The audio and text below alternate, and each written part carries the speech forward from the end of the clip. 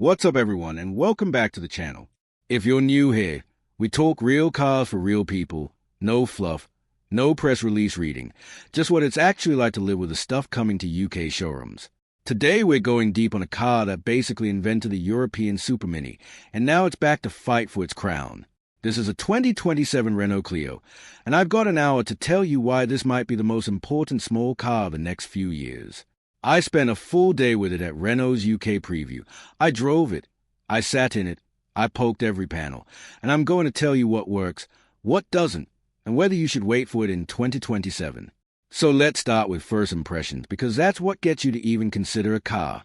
The 2027 Clio doesn't look like a facelift.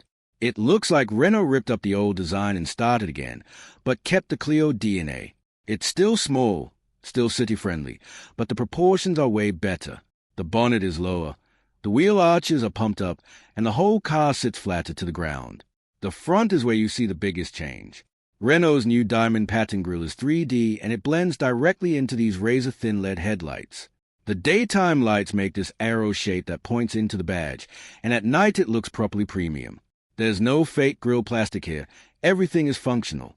Down the side you've got one clean shoulder line instead of 3 random creases, and the rear door handles are hidden in the C-pillar again, which keeps it looking like a 3-door even though it's practical. At the back, full-width LED light bar, smoke lens, and the Clio lettering is spaced out like you see on expensive German stuff. The car I drove was in a new metallic flame red, and in direct sun the flake in the paint is insane. Next to a current Yaris or Corsa, it looks a generation newer. Let's get inside because this is where Renault used to lose people. Not anymore. You open the door and the first thing you touch is soft. The whole upper dash is padded, the door tops are stitched, and even the lower plastics feel solid. Base models get this recycled fabric that's made from plastic bottles, but it doesn't look or feel cheap. It's got a woven pattern and colored highlights depending on spec. In front of you is a 10-inch digital instrument cluster standard on all trims.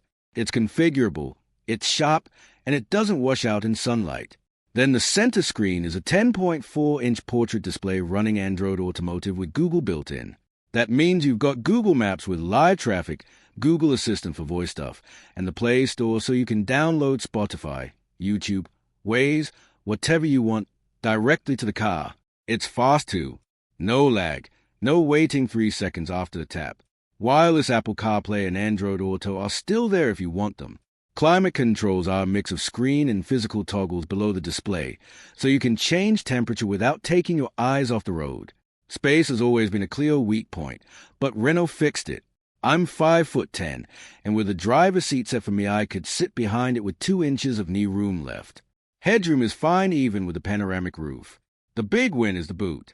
Because the hybrid battery is now under the rear seats instead of eating the boot floor, you get 440 litres. That's bigger than a VW Polo, bigger than a Peugeot 208, and it's only 20 litres off a Golf. The load lip is low, the seats fold flat, and there's a proper space under the floor for cables. For a super mini, that's family car territory.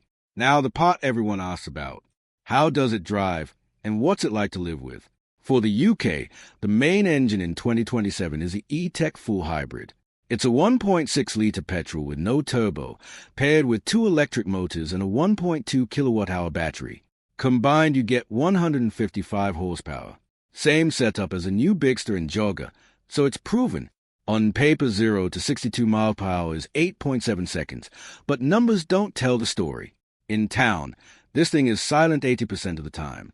You pull away on electric power, creep in traffic on electric, and the engine only kicks in when you need more shovel when the battery is low. The transition is smooth. Renault has done years of work on this system, and it shows. There's no jerk, no flare revs, just power when you ask for it. Out on the motorway, the engine runs more often, but at a cruise it's quiet because it's not stressed. I did a 60-mile mix loop and saw 70.4 miles per gallon on the trip without trying to hypermile. If you drive it gently in eco mode, mid-70s is easy. That's diesel economy from a petrol hybrid with no plug needed. Handling-wise, don't expect a Fiesta ST Renault tuned this for comfort and confidence, not lap times. The steering is light around town, which makes parking simple. Then it weights up at speed so it feels stable. The new CMF-BHS platform is stiffer than before, and you feel it. Over potholes it can pose, not crashy. There's enough grip to have fun on a B road, and the regenerative braking in B mode is strong enough for one-pedal driving in traffic if you want. Sport mode sharpens throttle response and adds some fake engine sound, which you can turn off. It's not sporty, but it's grown up, and for 90% of buyers that's exactly right. Tech is where this car punches above its class. Every Clio gets adaptive cruise with stop and go, lane sensing, traffic sign recognition, driver attention alert, and auto high beam. Higher trims add blind spot monitoring, rear cross-traffic alert, and a 360 camera that's actually high resolution. The My Safety button on the dash is genius. You set which assist you want off, like lane keep or speed warnings. Then one press turns them all off when you start driving. Next time you start the car, they default back on for safety ratings, but you don't have to dig through menus every trip. The 360 camera and sensors also give you a parking assistant that can steer into spaces. There's also vehicle to load. There's a 3-pin plug in the boot that can power a laptop, a tire inflator, or even a coffee machine up to 3.6 kilowatts. That's tech from 50,000-pound EVs showing up in a supermini. Running costs should be strong.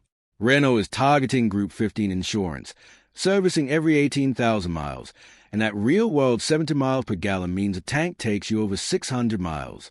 Road tax is standard rate because of the hybrid, and it's clean enough for ULEZ with no charge. Warranty is 5 years, 100,000 miles, and the battery is covered for 8 years.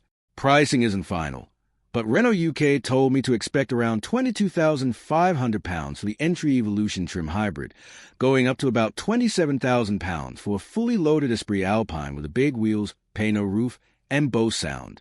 That's Toyota Yaris money, but the Clio is bigger, quicker, and has better tech. So what's not perfect?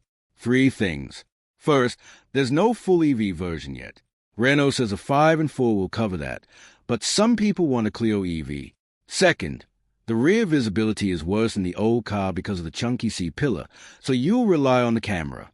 Third, UK cars don't arrive until early 2027, while left-hand drive Europe gets it late 2026. If you need a car tomorrow, you're waiting. So who should buy this? If you're a city driver who hates fuel bills, this makes more sense than a mild hybrid Corsa or pure petrol Yaris. If you're a family who needs one car to do everything, the boot and efficiency combo is hard to beat. If you're a company car driver, the low CO2 means low benefit in kind. And if you just want a good-looking, nice to sit in, easy to live with car that doesn't feel like punishment, the Clio is back on the list. That's my full breakdown of the 2027 Renault Clio.